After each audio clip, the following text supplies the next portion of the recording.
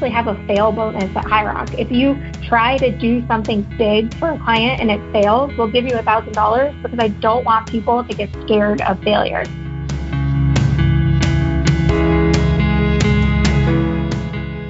Hello, everyone. Welcome to Life in Accounting. We're a podcast production of WhereAccountants.com. I'm Mark Goldman, a CPA, and your host for this podcast. If you're a brand new listener, welcome to the show. We're a podcast that's all about highlighting the different paths that you can take with a background in accounting.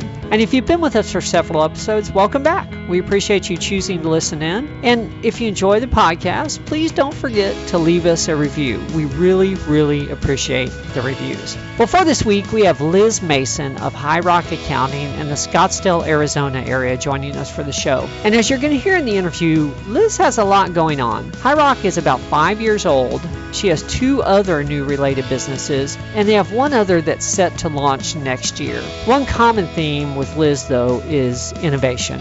Early on in her career, while she was still very much an entry-level staff person, she realized that she had a natural interest in making the profession better through technology, and that carries on through her businesses today. And as if that's not enough, you need to check out their salsa eating video interviews as well. I'm going to put a link in the show notes, but honestly, if I gave you that URL here in this intro, you may just skip the podcast and go straight to the videos, and we can't have that, of course. But make sure you check out that as well. There's some serious, valuable content to their online show, and they produce it with a lot of fun and some very hot salsa. If you do find value in this for yourself, please check us out online as well. You can find us at www.whereaccountantsgo.com. We have all kinds of audio and written accounting career-focused materials there. Books, blogs, other podcasts, and even a few tools for employers as well. If you are an employer, one publication that may interest you is Hiring for Accounting. It's a 45-page ebook that's specifically focused on successfully filling accounting positions. You can find that once again on our website at www.whereaccountantsgo.com. Well, with that, let's go ahead and get started. Here's Liz Mason of Highrock Accounting.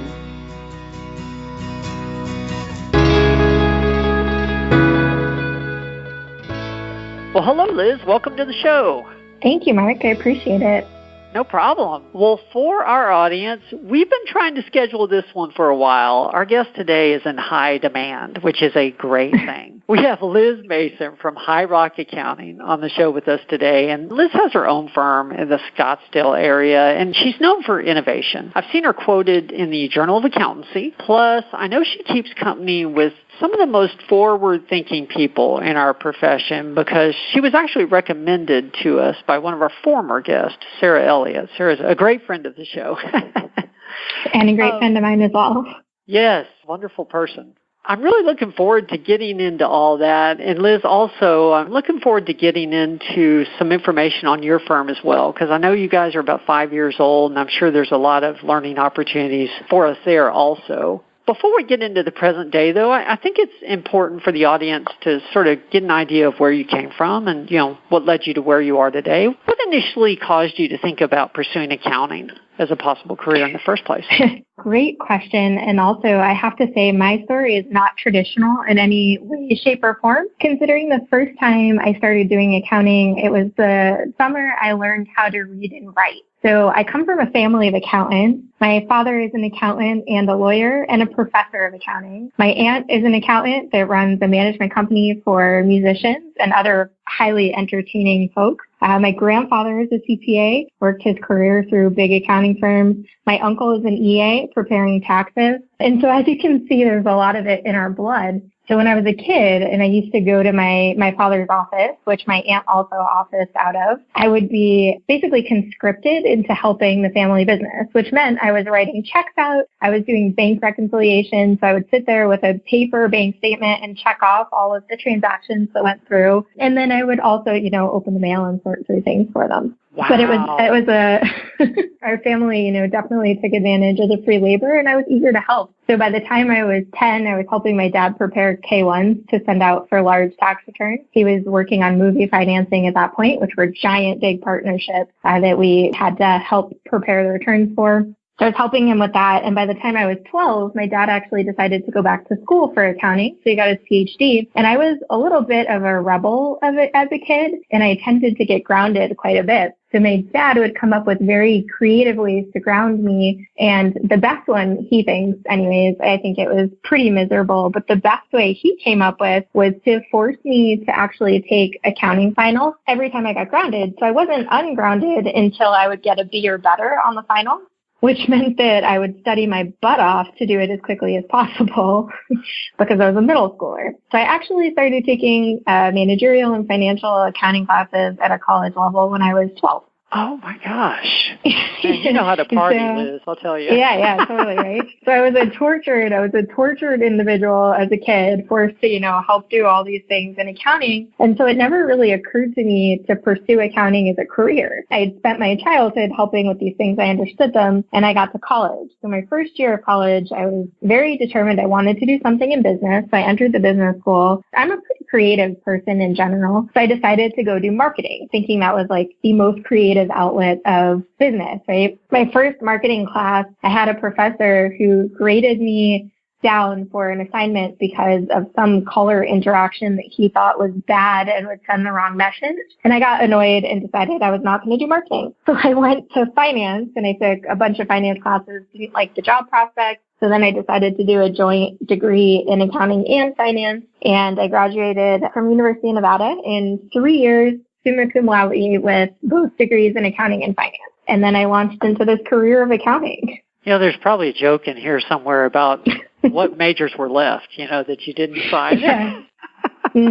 Oh, my God. I did take a fair number of economics classes as well, which I love, but also I didn't want to end up with a PhD in econ, and there weren't jobs at a lower level that I thought would be as much fun. So. Sure. Okay, I just have to ask, you're doing finals as a punishment in middle school. Mm-hmm. By the time you started taking your accounting courses in college, was it just sort of common sense for you, piece of cake, or? Quite frankly, it was very easy because I already knew all the material. Okay. Yeah, I figured that's one of those punishments that, you look back on, you go, I'm sort of thankful, it happened.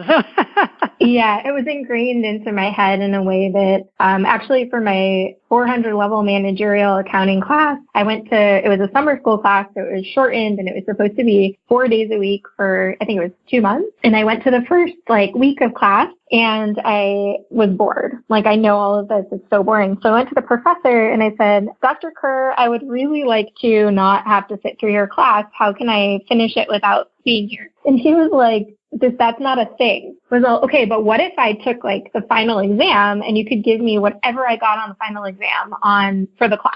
What if we did that? And he kind of looked at me. He's like, let me think about it. So the next day he came in kind of smiling in a kind of devious way. And he goes, yeah, so show up on Saturday and I'll give you an exam. Expect it to take 10 hours. I said, okay. And he completely thought I would back out, showed up on Saturday, took his 10-hour exam and finished it. And he graded it and I got a 92%. And he was so mad, but he agreed to this deal. So that's what I got in my managerial accounting class. And I didn't actually have to sit through the whole semester.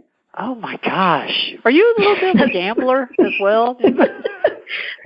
Sometimes. Well, when it's a sure thing, I guess it's not a gamble. It was definitely a topic I knew. So in my head, it was an easy way to not have to sit through summer school. Okay. I didn't intend to ask about this, but you just really piqued my interest. Did passing the CPA exam come as easy for you? I know it's always hard, but... It's definitely hard. I was very young. I graduated when I was 21, and I started sitting for the CPA exam almost immediately. And I studied on chairlifts. I'm an avid skier and snowboarder. So I bought the smallest books I could find, which at the time were the Kaplan review books. And I fit them into my jacket and I would study on the chairlift. And I managed to pass 3 on the first time. The fourth one that I didn't pass, I actually had the flu, so I didn't even finish it because I was throwing up in the bathroom. So I think I would have passed if I actually, if I had been healthy. Okay. But it wasn't easy by any means. I definitely studied and worked very hard for it. Okay. I just had to ask because it's a fair question. I started off working for my father as well, and he was a CPA, and I was forced labor in 6th grade, and my first job was adding accounts to the general ledger on a computer. And I found that, by the time I got to college, it just made it that much easier, and, passed the exam the first time. And, I didn't enjoy it in 6th grade, but Interesting. Well, tell us about your first experiences then out of college, because I know what you're doing now, and I want to get into that, but I'm not sure about, the time in between. What did you do, or what were some of the milestones? So like I said, I graduated early. I was 21. Before I graduated, I started an internship with Grant Thornton, which I was at the University of Nevada in Reno. They have a great office in Reno. So I graduated early, went to work for Grant Thornton. I actually had an internship with them before I graduated, so I started full-time when I was 20. And I actually, for the first training I went to, one of the partners in the tax department forced me to bring my fake ID so that I could go, out to the bars with everyone, because he couldn't fathom not having the entire team at the bar, which is a very Reno mentality and culture, which was quite funny. But in that first year, when I was 20, I decided their processes were really bad. So they were working on paper. Everything was copied from tax files and put into a paper binder and hand referenced and then entered into the tax system. So yes, I am that old. It was that many years ago that they were paper-based. So I automated a piece of that, and I scanned the documents, had the OCR recognize information, go into Excel, and then from Excel, I built a little program that automatically put it into the right fields in the tax software. And I would run this on a second laptop at my desk during busy season. So after probably about 6 months of me doing this without telling anyone, the managing partner called me into her office and said, I don't understand how you're so much more efficient than everyone else. We're giving you projects with 10-hour budgets and you're doing them in 2. She thought I was eating time just trying to make myself look better. But in reality, I had this little robot in my back pocket. And so I was scared. I thought I was going to get fired. So I'm sitting in her office and do I tell the truth or do I lie? I'm like, okay, I'm going to tell her the truth and risk my job, because in my head, they always were about, pay your dues, do everything the way that we did it last year, get to the point, right? So I'm sitting there almost in tears. I look up at this extremely powerful woman that I had a ton of respect for, and I told her, I said, I built a computer program to do my job for me. I am so sorry. It won't happen again. I'll delete it. And she goes, wait, back up. What did you do? And so I told her, and then I showed her, I went and got my laptop and I showed her what I had been doing. And she was like, hang on. And she called the head of the National Tax Process Group for Grant Thornton and said, hey, I have this girl here that I don't know what to do with. She built a computer program to automate her job. And he was like, what? I want to talk to her. So it was a great introduction. I ended up consulting with them for about 6 months until they hired me full time in their national tax process and tools group. And I was part of the team that helped implement a paperless system for Grant Thornton, back in the day. Oh my gosh. I love it. So that was a great project. I'm picturing you saying there, don't fire me. I improved productivity 4x. Don't let me go. Oh my gosh. Now that I look back on that from the perspective of, a firm owner and partner, I see, I try really hard not to intimidate my people to that degree, but I also see where the culture at that time was not innovative at all. It was very much work your butt off and put in all the hours. And so from a cultural perspective, I personally didn't know that I was allowed to think outside the box. And so I was terrified. I was really terrified I was going to get fired. Wow. And this wasn't that long ago, right? Maybe 10 years? Well, a little more than that. It was 2005, 2006, around there. Wow. Okay. Mm-hmm. It hasn't been that long. And because we're still having those conversations today, and interesting. Okay. What was next for you after Grant Thornton?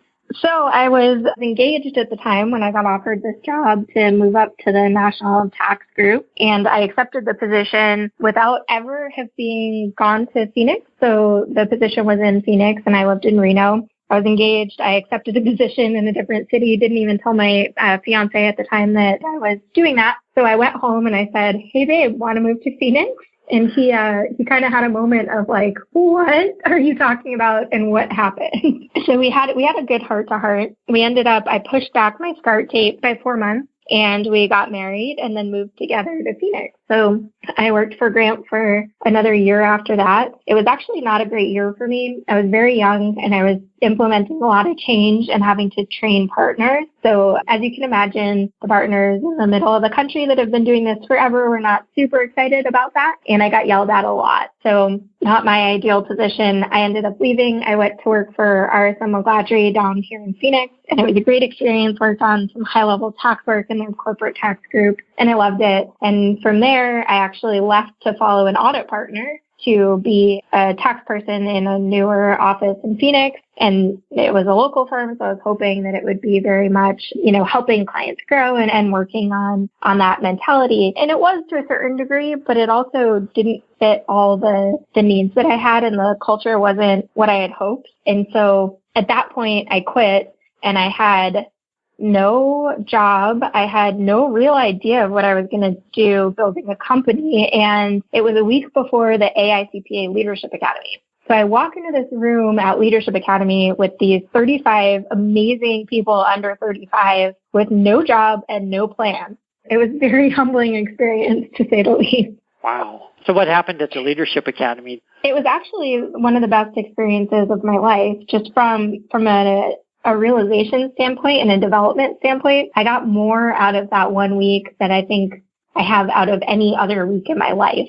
And one of the things that I realized was that I had these big ideas and I had this knowledge base in technology. Oh, and somewhere along the line, I got my master's in information systems at night. So I worked on that while I was working full-time in public accounting. That was a crazy year, but it worked. So I have this great knowledge base in technology and innovation and also big ideas for what I could do. And I kept feeling like I was being hamstrung by firm mentality and existing client base and other politics that I personally don't deal well with.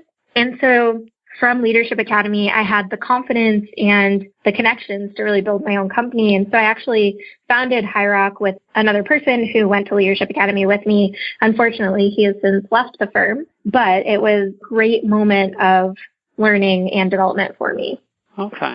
I want to get into Highrock. Before we do, I'm curious, I saw something about being COO at Headlamp Research, and it looked like it was during this time when you were working full-time, and, COO is sort of a big title. So could you tell me a little bit about that as well? I can, absolutely. So my sister is an extremely innovative human, and one of her best friends and her decided to build this company called Headlamp to do online psychology research that would be able to get through the board reviews at universities to actually be published. And so they were building a platform for that. And in that process, were actually awarded an SBIR innovation grant, so a small business innovation and research grant from the federal government. And so I worked with them very heavily on the strategic plan, writing out the grant proposal, and then also the financial side, so understanding all of the things on that side. So it was a great experience for me. I was very young, and it was, the only reason I was involved was because I have an awesome sister who knew I could do these things, even though I was a, 20-something-year-old. And, I learned a lot through the grant process and then also through just like going out for funding and working through the platform. Unfortunately, there were other people working on the same idea at the same time, which is great because, it validates the idea, and our platform wasn't robust enough to win, but it was an amazing experience. Okay. You are definitely efficient about using every minute because you were working at McGladrey at the time, and I think that's around the same time you're finishing your master's degree. So I had to ask, why not add on, a new startup at the same time? And I think, to me personally, I always focus on what makes me happy and engaged. And quite frankly, in public accounting, I failed to be engaged for many years. There were certain projects I would work on that were amazing and would keep my complete interest and, totally occupy me. But there was always this part of me that wanted more, wanted to do something different, and didn't quite fit that perfect public accounting mold. And I used to tell my boss at RSM that I was a terrible employee. And he would always laugh and say, yeah, you really are a terrible employee. You tell me how to do my job. You constantly ask for different projects than you're on. Like, you don't want to do the same thing you did ever again. And that's a very difficult person to manage. And so, these side projects and getting my master's were for sure ways to keep my brain and my soul really a well-oiled and happy machine. Well, yeah, the natural progression then is to go start your own practice. Yes, it was. Yes, absolutely.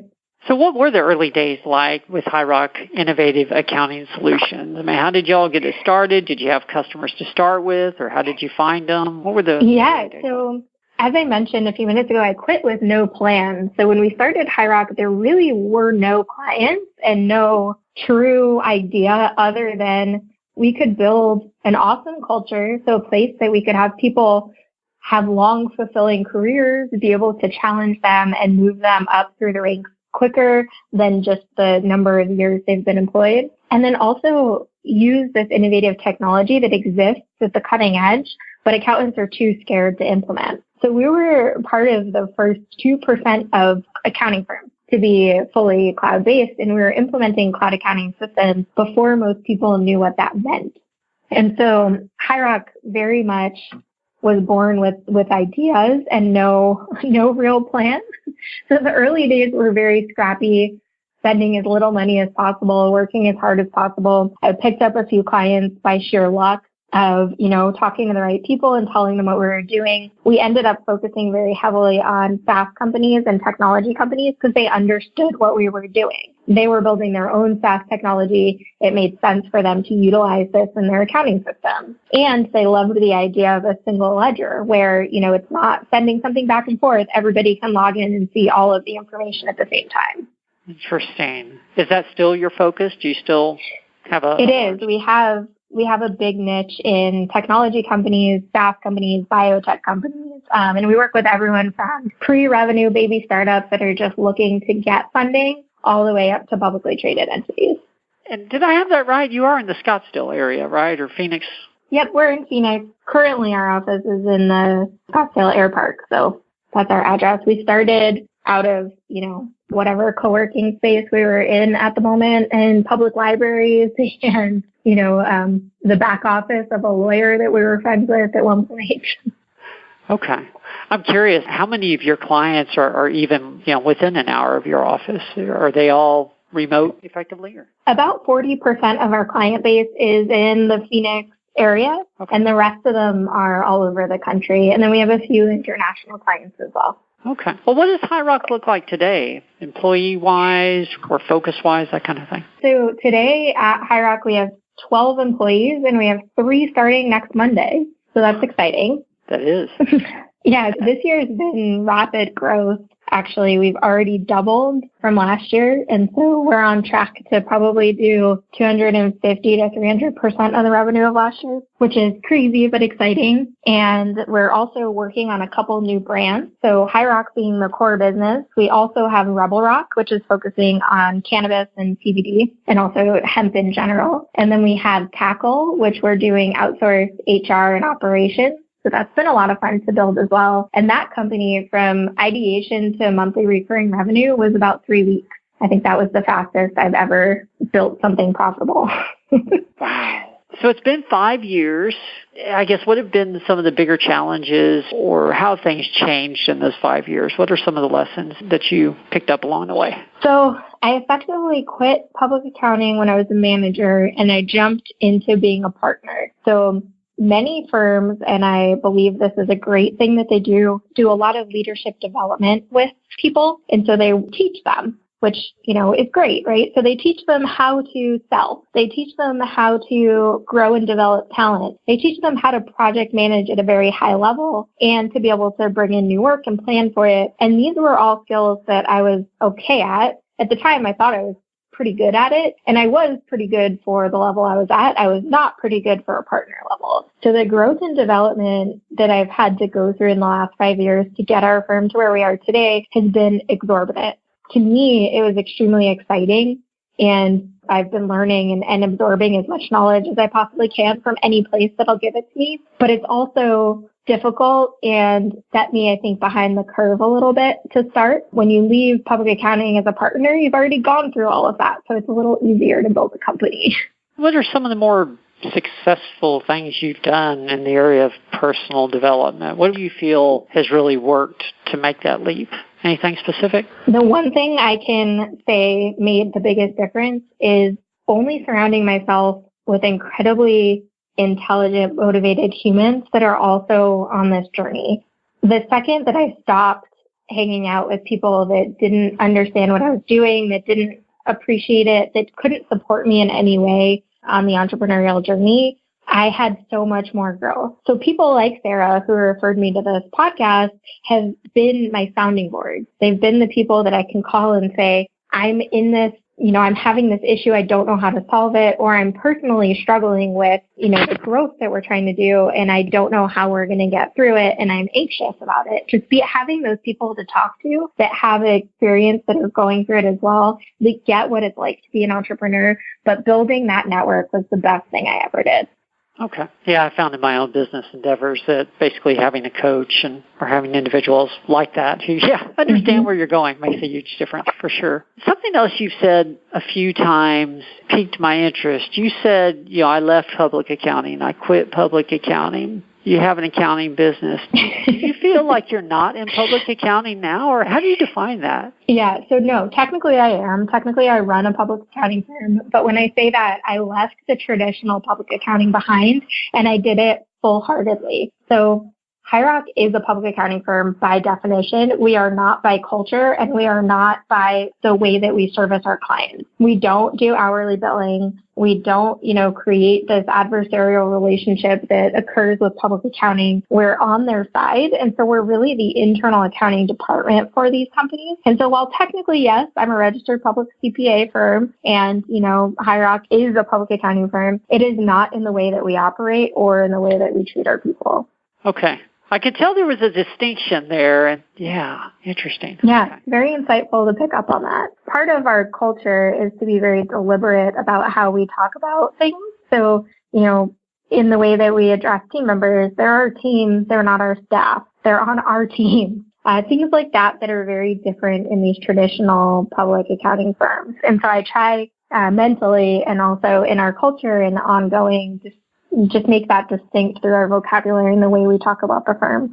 Okay. So what are your dreams for the business or your career? That is an excellent question.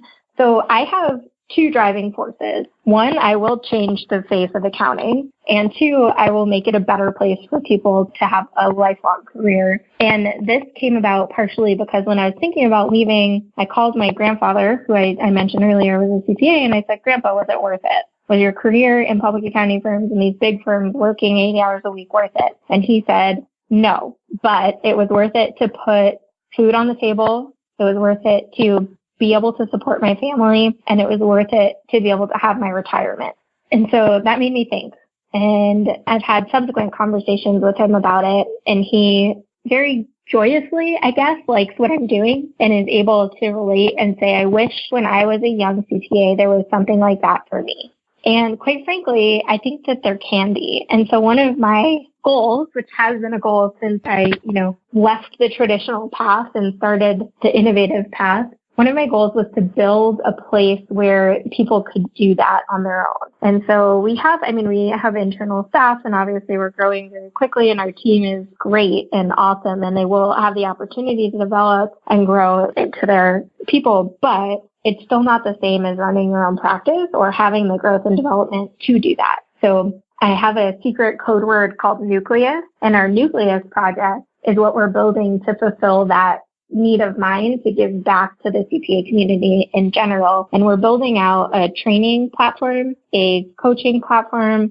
and a place for people to get referrals and leads all under the Highrock brand, so that theoretically, someone can leave public accounting as a manager, get all the growth and development they need, all the support they need to be their own entrepreneur, build their own book of business, and not only be able to own it, have a back office staff immediately to do the bookkeeping and the other lower level work that they might not want to do. Wow. Okay. All right. You're already making me think about episode number 2. Revisiting business. Yeah. Well, everything moves very quickly here. So this year we've launched 2 new brands. This Nucleus that's been the code word for the last 4 years, and it'll launch next year for sure. And that's really my goal is, like I said, it's really to build a better future for accounting. Okay. Gosh, there's a couple things I want to ask you about. I'm just deciding which one first. A large part of our audience is early on in their career, some even students, but definitely, let's say, junior in college through, first few years in their career. What advice would you have for that part of the career demographic? I would say learn as much as you can and ask for stretch assignments. Don't wait for them to come to you. And the one thing that I saw between my career progression and my peers was I was not more talented and I was not more intelligent and I didn't work harder, but I advanced quicker. And it was because I was constantly asking and pushing for challenging work. And so I would say be your own advocate in that and make sure that you're fulfilled in what you're doing. I mean, it's hard. Going into public accounting is a lot of work, and it's basically a decision that you have to make to do that and be dedicated to it. But understanding that you are in control of it. And I think, had some of my peers had that insight at the time, they would have progressed faster and been able to do more. Okay. Thank you. The other item I wanted to ask you about, and I was struggling, and I think it's just better to leave this till the end. We do have 3 questions we end every podcast with, but before we get to that, I just have to ask because, so Sarah Elliott sends me this email. Like I said, she referred you. She sends me an email and she says, you may want to consider Liz for the show. She's doing some amazing things in the area of innovation. And by the way, you may want to check out the YouTube video where she's eating salsa. And, I hear the amazing thing and innovation a lot. I'm like, wait a minute, YouTube, salsa? So, what I see there, I go there and I see you and a coworker or a colleague sitting there with a Lazy Susan, I think is what you call it, and a whole bunch of salsa. Yep. Towards the end, y'all are crying and drinking milk and I don't know what else. Some tequila in there as well. And then when I invited you, I thought it was a one-time thing. And then just last week before, when we were scheduling all this, I went and looked and no, there's a few of those. So talk to us about salsa and YouTube. I don't even know how to ask that question, but yeah. So we started a show called The Hot Account. And the goal of it was to talk about small business topics. So in, doing advisement for small businesses, we find frequently there's a lot of overlap and we know a lot of experts. So we're constantly referring people out to ask these questions. So instead, we decided to invite them on a YouTube show. So, we were talking about how to organize this and what to do. And one of our team members, Neil, is actually like a huge fan of YouTube show where they eat hot wings and they interview celebrities. And so he was like, why don't we do a version of that where you eat chips and salsa? I mean, we're in Arizona. It makes sense. And we put hot sauce in all of the salsa. And of course, Melissa, my business partner, and I were like, that's an amazing idea. We can record 2 episodes in every day. Well, the reality of it is when you record 1 episode, your stomach is in knots and it hurts for like an entire day after that. So it kind of puts you out of commission for a little bit. But it's a fun thing, and we try to interview really interesting people, small business experts, as well as other people in the accounting industry. We actually have about 10 episodes recorded that have not been posted yet. So there will be more content on that YouTube channel. And like the cool part about it is people send us hot sauce from all over the place now. So I'm sitting in our recording studio at our office, and there's a shelf just filled with hot sauce. And so it's just a fun little cultural thing that we do. How long have y'all been doing it? Let's see, almost 2 years now. Oh my gosh. That we've been recording them. Yeah, so we had to stop doing them every week because it was hurting and put my business partner and I out of commission for at least an afternoon, if not an entire day. And that lost productivity was just too much. So now we record them about once a month. Wow. Okay. Yeah. I'm curious, are you just simply scared when you open up a new jar of salsa from the mail, or do you have a taster? Because I can imagine people are like, oh, she's never tasted anything this hot, Yeah. So we have, some of the ones we have are like 3 million Scoville units. So they're like the hottest hot sauce that exists, made from Carolina Reapers, ghost chili peppers. We have a few that are combined, both of those. Yeah, they're pretty terrible. Yeah, that doesn't even sound fun, honestly. It's really hard to sound intelligent when your mouth is on fire. So it's amusing. I did notice that the videos aren't all that long. Maybe 8-10 minutes or something like that. Yeah, maybe. Yeah, we try to keep them pretty short. There's a few interviews we had that went close to an hour. We edited down quite a bit. But generally, we do either 5 or 10 salsas, depending on the number of questions we have for the person. Okay. I just had to get more detail because I thought it was just one. And then when I started looking further, I was like, oh, no, there was, frankly, far more than I could research, by the time we had this schedule. So, yeah. Wow, you're a brave lady, for sure. We like to do things differently, that's for sure. Well, I want to be respectful of your time, and we do have 3 final questions to try to fit in here. So let me go ahead and start with the first one of those. From a career perspective, what's been your proudest moment? That's a really great question, and one that's very hard to answer because my proudest moment wasn't about me. It was about my team. And at Highrock, we are very team-oriented. In this past year, I've had pneumonia twice, which is terrible. And I've been dealing with some other lung issues because of it. And my team was able to step up completely. And I had 2 weeks where I wasn't in communication with anybody. And as anyone running a business can tell you, that's really difficult to do because there are so many different pieces. But my team was able to handle it all. And I was so proud of how far that they've come and what they're able to do without me being involved at all. And that to me was my proudest career moment, was being able to build this team that works so cohesively and is so good at what they do that they don't need me anymore. Wow. That is special. And not just the fact that they can, but that they care enough, to do that. That says a lot. That meant a lot. Wow. Well, second question, tell us about a lesson you learned the hard way. And the more details you can share, the better. Yeah. So early in my career, so personality-wise, I am a very dominant personality, and I also don't understand when people don't see things the way that I see them if I know my idea is really good. So early in my career, I was overbearing, I would say, would be kind of an understatement, and would frequently go in and tell people above me how they should do their job and why they were inefficient and things that they could do to improve and what I needed from them. And I was completely ignorant of all of the other reasons to not do things that way, right? Like maybe the client actually needs a paper return because they don't have a computer, so they have to come in to sign by hand. And, having a team member print it out is logical and makes sense. Well, there were lots of other factors that I didn't consider, and I look back and I think I get kind of embarrassed and think I was probably very disrespectful in an ignorant way. And so, I think what I would have wanted to know at that point was that there's probably reasons people are doing things, and if you approach it from a, can you please teach me, and not a, why am I doing this, it's BS kind of way, you will learn things faster and be better for it. Wonderful. That's great advice for our audience. And frankly, I probably need that one today, too.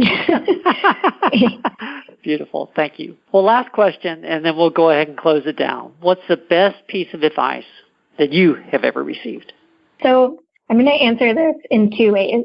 The best piece of direct advice I ever received was from a career coach when I first started at Grant Thornton, and she told me, you have a curious mind and you need to read, but read in a very strategic way. So she helped me pick out books that would help me learn topics that I needed in the moment. And from there, I developed this habit of thinking, instead of thinking, okay, I can learn this on my own, of thinking, I'm struggling with X, let me find a book that helps me learn X. And I would focus, on reading those books, and I probably did, and I still do. I read about 1 book a month in trying to help myself learn those things. And now that I've been doing it for, close to 15 years, I've read a lot of books, and I would say that was the best piece of advice because I've learned so much over those years, and so many things that I read in books maybe 10 years ago and I didn't see an application for at the moment, I call back on and I remember now, and it helps me every day. The other side of my answer would be inspirationally, I get advice from quotes. And so I try to look back on the greats, the people that I think have done amazing things in business. And one of my favorite quotes, well, actually there's 2, by Walt Disney, who's one of my, I guess that you could say, idols. It's kind of fun to do the impossible. That one is one of those quotes that comes forefront to mind very frequently because I am constantly told, you can't do that. That technology doesn't exist yet, or there's no way people will buy that service. And yet I am doing what everyone told me I couldn't do. And I am doing it in a way that they told me wouldn't succeed in a business model that was supposed to fail. So it's kind of fun to do the impossible. And the other quote that Walt Disney said is, around here, we don't look backwards for very long. We keep moving forward. And that to me is a reminder to not dwell on mistakes. Everybody makes mistakes. We actually have a fail bonus at Highrock. If you try to do something big for a client and it fails, we'll give you $1,000 because I don't want people to get scared of failure. I want them to get scared of not trying to innovate. And so we reward that behavior because they tried and they had an idea and it was a big idea and it didn't work out. But we don't look backwards for very long. Reminds me every day to not dwell on mistakes and not dwell on things that happened in the past and focus very heavily on what we can do in the future and utilizing our curiosity to push us forward. Wow. You're the Walt Disney of accounting. And that's the biggest compliment I think anyone's ever given me. That is too cool. Well, your voice is about to give out, and that is beautiful advice to end this on, so I think we'll cut it right there. For the audience, this has been Life in Accounting. We are a podcast production of whereaccountantsgo.com. If you haven't yet visited our website, please do. We have a tremendous amount of accounting career-related content there for you. Plus, in the show notes for every episode, we list a few more related episodes that may interest you as well, so please check out the show notes for Liz Mason's episode. Our website, once again, is www.whereaccountantsgo.com. On that note, Liz, if someone wants to find out more about Highrock or about you, what's the best place to go on the web? So the best place online would be highrock.co. That's our website for Highrock Accounting. And you can find me on Twitter at Lizzie Norma. That's probably the easiest way to get in touch with me directly. Beautiful. Well, thank you again for your time. And to the audience, thank you for your time as well. We will see everyone next week.